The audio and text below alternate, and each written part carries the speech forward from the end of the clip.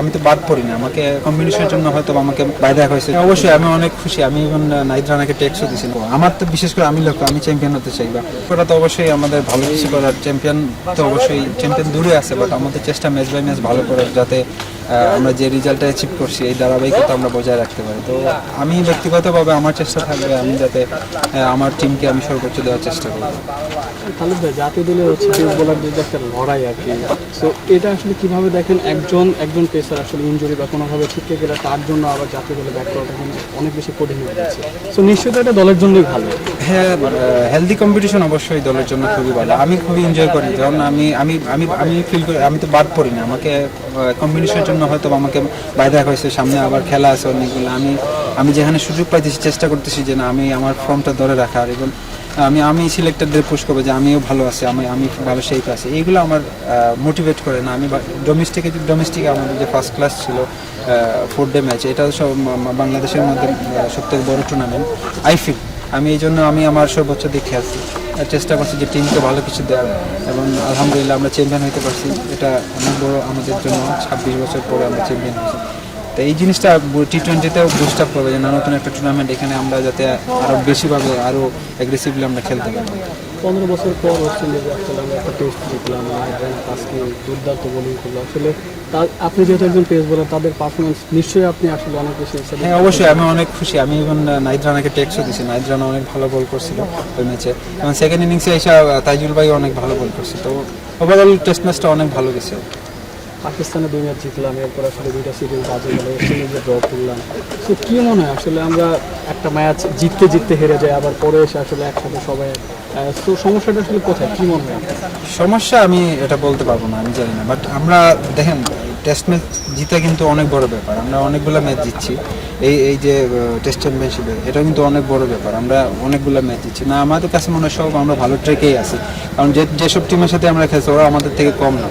তো অবশ্যই আমরা ইনশাল্লাহ ফিউচারে আরও বেশি, যে নেক্সট সার্কেল আসবে, নেক্সট যে টেস্ট চ্যাম্পিয়নশিপ আসবে, ওইখানে আরও বেশি ম্যাচ জিতবো, আরও বেশি ম্যাচ ড্র হবে।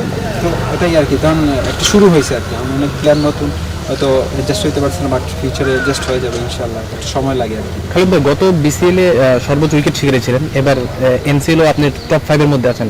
তো এত মানে ভালো রেজাল্ট করার পর যখন ন্যাশনাল টিমের আন্ডারে আসেন না বা ডাক পান না, তখন নিজের কাছে কিভাবে মোটিভেট করে নিজেকে?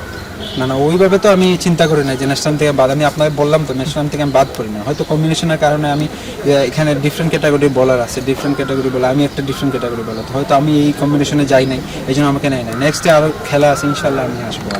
আমাকে এটা মোটিভেট করে না, আমিও বেস্ট, আমি চেষ্টা করি যে আমি যেখানেই খেলবো আমি বেস্টটা দিয়ে খেলবো আর কি।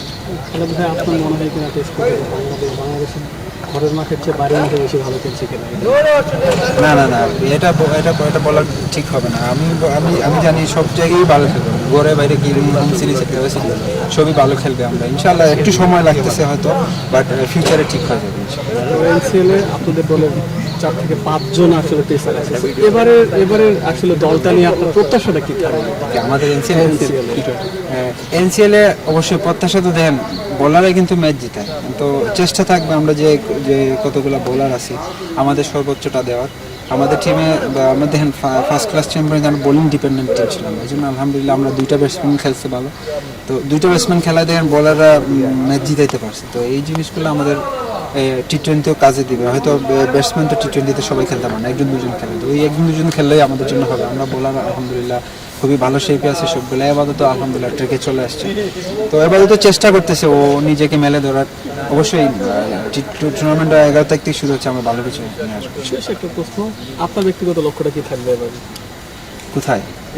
এনসিএলে ব্যক্তিগত লক্ষ্য বলতে কি, আমি টিমকে চ্যাম্পিয়ন করানো আমার লক্ষ্য থাকবে। আমি যাতে 4 ডেতে আমার চ্যাম্পিয়ন হয়েছে এই ধারাবাহিকতা ধরে রাখার আমাদের সবারই লক্ষ্য। আমার তো বিশেষ করে আমি চ্যাম্পিয়ন হতে চাই, বা এই জন্য আমি শুরু থেকে বলছিলাম ম্যাচ বাই ম্যাচ আমরা খেলার চেষ্টা করি।